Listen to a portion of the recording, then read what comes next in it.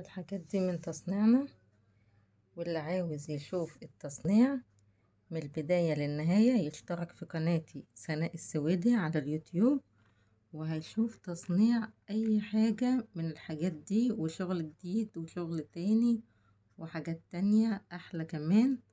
شايفين دي العروسة البوكيه؟ العروسة دي بتستخدم للشوكولاتة أو بتحط فيها ورد، وأنا هوريكم دلوقتي. شايفين الشوكولاتة محطوطة فيها اهي، واخدة شوية حلوين، شكلها جميل. وهنا الورد برضو، الورد ده من تصنيعي برضو، انا عاملة معاكم الورد ده قبل كده ازاي نعمل الوردة دي. لو اشتركت في قناتي هتلاقوا حاجات حلوة اوي مفيدة وهتستفادوا بيها وهتعجبكم. او اول مرة اعمل اللون الاسود في الرز ده، شكله جميل اوي. كنت دايما اعمل الوان واعمل بدل الرز ده ابيض زي كده مثلا، بس قلت اغير النهاردة اعمل لون تاني. بس مش عارفة بقى يعني، شوفوا كده الالوان وقولوا لي ايه رأيكم في الابيض الاحلى ولا الروز؟ الالوان احلى ولا ايه؟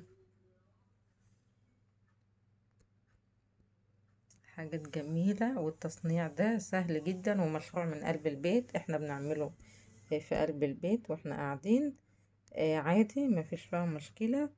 حاجة سهلة وبسيطة ومسلية جميلة، وفي اشكال تانية كتير.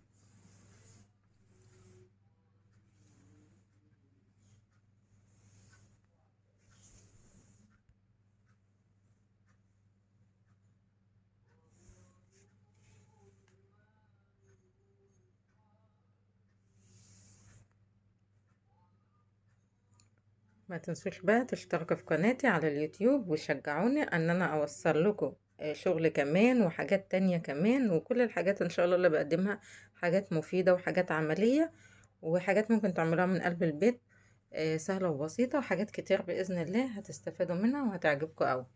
ما تنسوش سناء السويدي، وسلام.